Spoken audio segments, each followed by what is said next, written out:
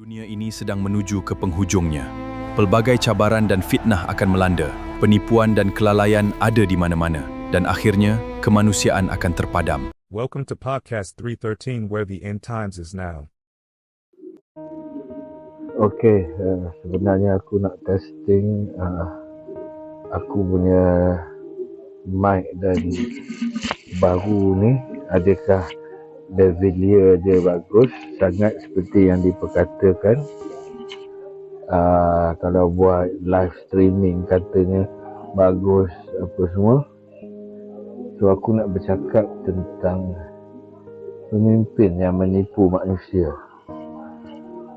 Kita pilih pemimpin yang tak ikut Islam. Kalau kita ikut Islam, kita dapat pemimpin yang ada agama, yang tahu halal haram, yang tahu dosa pahala, yang takut neraka, yang tahu dunia dan akhirat. Tapi kita pilih pemimpin yang semuanya kiblatnya hanya dunia. Tidak ada halal haram, tidak ada dosa pahala.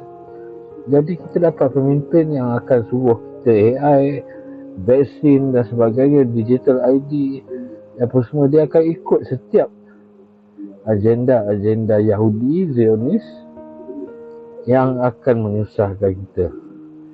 So salah siapa? Fikirlah. Adakah demokrasi ini halal? Kalau halal, dia tentulah bawa kebaikan. Tetapi kenapa selama ini hanya kemudaratan yang kita lihat? Takkan itu pun kita tak sedar-sedar lagi? Fikirlah.